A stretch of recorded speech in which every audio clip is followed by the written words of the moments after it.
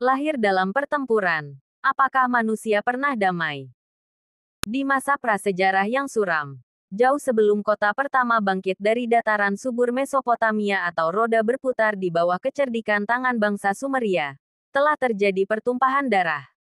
Di suatu tempat di hamparan luas zaman Pleistosen akhir, dua kelompok manusia purba bertemu di bawah terik matahari.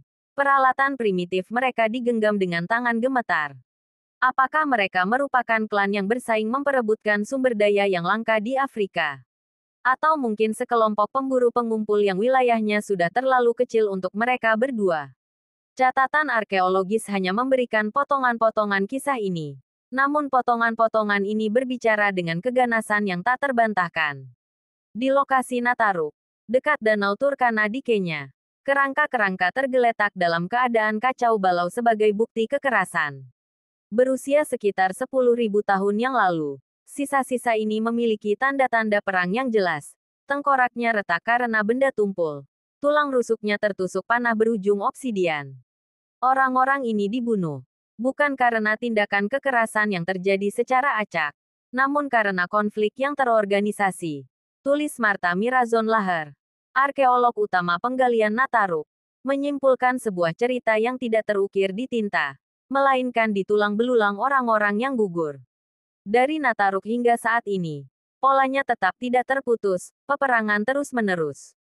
Namun sejarawan Yuval Noah Harari berpendapat bahwa revolusi pertanian yang sering digembar-gemborkan sebagai awal mula peradaban, juga merupakan katalis bagi peperangan yang terorganisir, karena masyarakat yang menetap mengumpulkan sumber daya yang ingin dijarah oleh pihak lain. Jadi, apakah pertanianlah yang membuat tangan kita terbuka lebar? Jared Diamond, dalam The Third Chimpanzee, berargumentasi bahwa kapasitas umat manusia untuk melakukan kekerasan berskala besar tidak hanya bersifat biologis tetapi juga budaya, yang muncul dari kemampuan unik kita untuk bekerja sama dalam kelompok besar, sebuah keterampilan yang secara paradoks memungkinkan terjadinya perang dan perdamaian. Namun perdamaian tampaknya selalu cepat berlalu.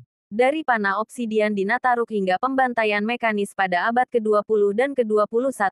Kita telah membawa bayang-bayang konflik pertama tersebut selama ribuan tahun. Perang, tulis Karl von Clausewitz, hanyalah kelanjutan politik dengan cara lain. Dan politik, tampaknya, hanyalah kelanjutan dari kelangsungan hidup dengan cara apapun. Saat kita menatap ke masa lalu, kita melihat diri kita bukan sebagai makhluk yang pernah mengenal kedamaian, namun sebagai makhluk yang telah berperang satu sama lain dan mungkin bahkan dengan sifat kita sendiri sejak awal.